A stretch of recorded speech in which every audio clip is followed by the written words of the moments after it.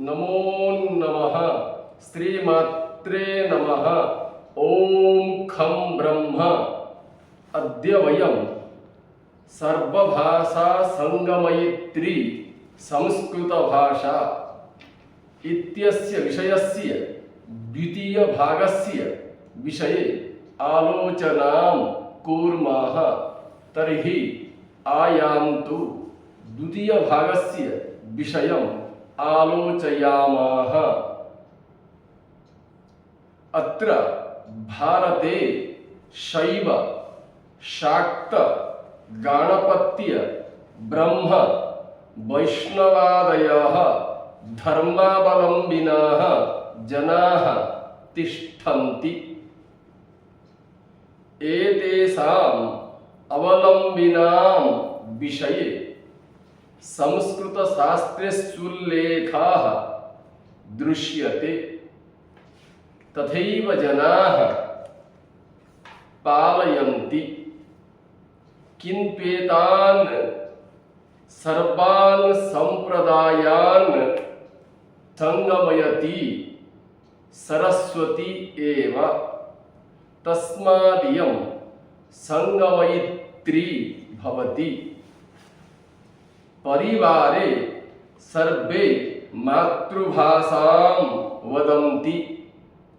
प्रान्तेषु तत्तत्प्रान्तीयभाषां कथयन्ति। देशे राष्ट्रभाषां ब्रुवन्ति। कार्यालये कार्यालयीय भाषामाङ्ग्लभाषाम् एव भणन्ति। किन्तु सर्वेषां भारतीयानां का भाषा भवति इत्युक्ते देवभाषा संस्कृतभाषा एव भवति। यद्यपि अनेकाः भाषाः भारते विद्योतन्ते, किन्तु तासां सर्वासां भाषाणां मूलभूत भाषा संस्कृत भाषा एव भवति। अतः सर्वासां भाषाणां संगमयित्री इयं सरस्वती संस्कृत भाषा भवति। अत्र कुक्कुर कुक्कुट धेनु शूक कोकिला काक इत्यादयः प्राणिनः अपि संस्कृत भाषायां सम्भाषन्ते। तथैव वंशवृक्ष करंजवृक्ष चंदनवृक्ष आम्रवृक्षादय संस्कृत भाषायां सम्भाषणं कुर्वन्ति। पद्म सुगंधराज मल्ली केतकी पाटल तगर मंदार चंपकादीनि पुष्पाण्यपि शोभाद्वारा संस्कृत भाषायाः भावं प्रकटयन्ति। अतः जीव वृक्ष पुष्प संगमयित्री इयं संस्कृत भाषा भवति। अत्र नदी पर्वत जलप्रपात निर्झर पुष्करिणी कूप वाप्यादयः संस्कृत भाषां वदन्ति। तस्मात् पर्वत नदी निर्झर तटाक कूप संगमयित्री संस्कृत भाषा अस्ति। संस्कृत भाषायाम् अनुवाद व्याख्या संपादना नूतनत्वोद्भावना इत्यादयः सर्वे विषयाः परिदृश्यन्ते। तस्मादियं सरस्वती संगमयित्री भाषा संस्कृत भाषा विद्यते।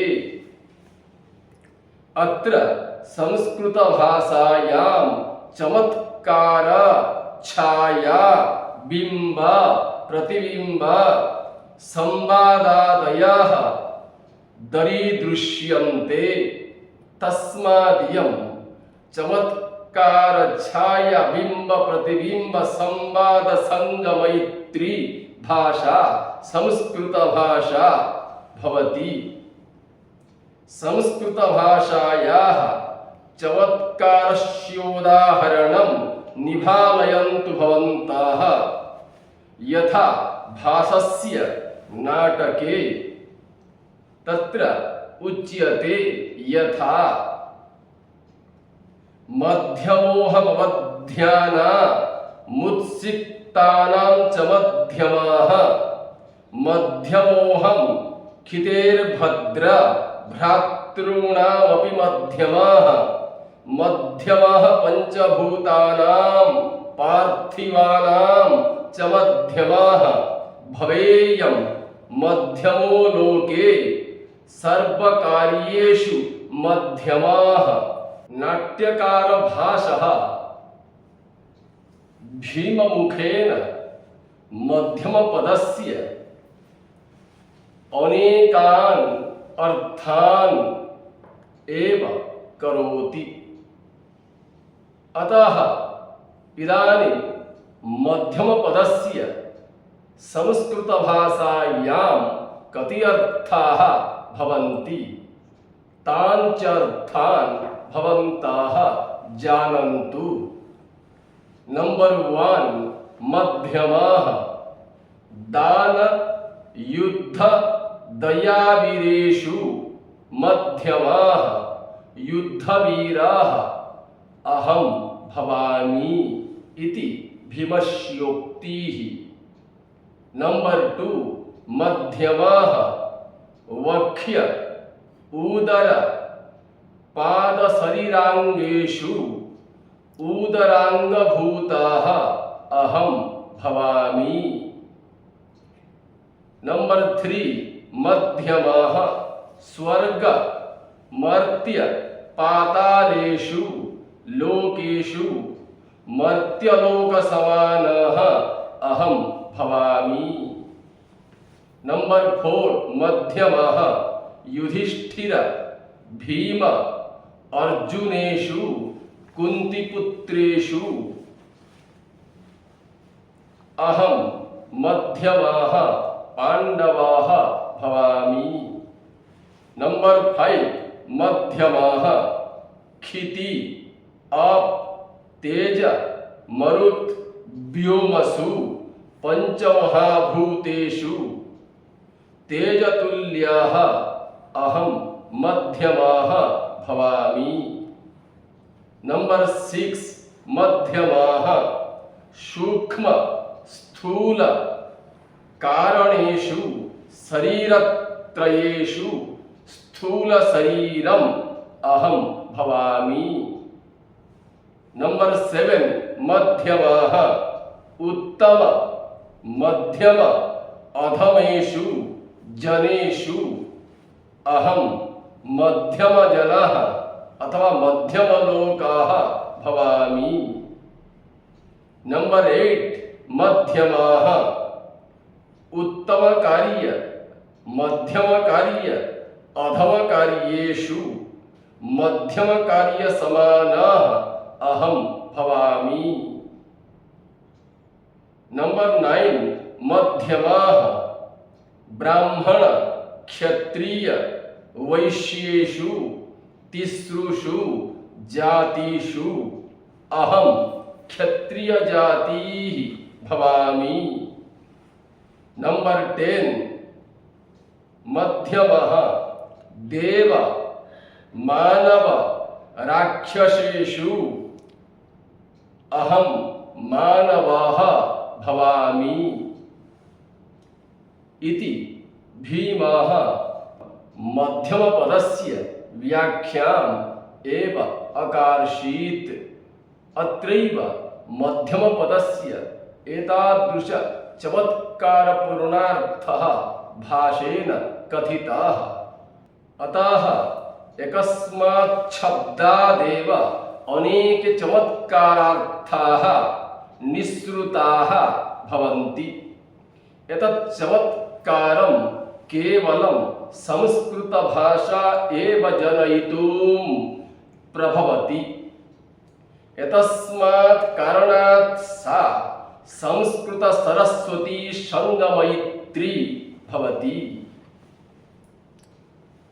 यद्वा भवतु भारते संस्कृति उत्सव पर्व वेश खाद्य प्रांत देव भाषा मंदिर पूजा विवाह नदी पर्वत शास्त्र जन ऋतु मास यातायात आवास राज्य स्थानादीनि भिन्नानि भिन्नानि भवन्ति।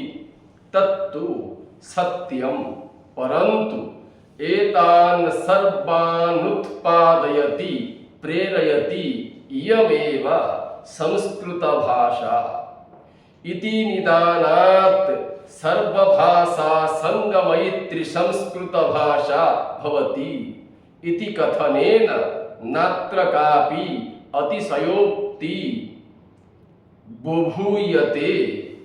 अद्य एतावत्पर्यन्तं सर्वभाषा संगमयित्री संस्कृतभाषा भवति इति द्वितीयभागस्य विषये आलोचनां वयं कृतवन्तः। अद्य अयं च विषयः समाप्तः जातः। श्वः भारतीयवैज्ञानिकाः इत्यस्य विषयस्य आरम्भः मया करिष्यते। अस्मात् सर्वेभ्यः धन्यवादाः। नमो नमः।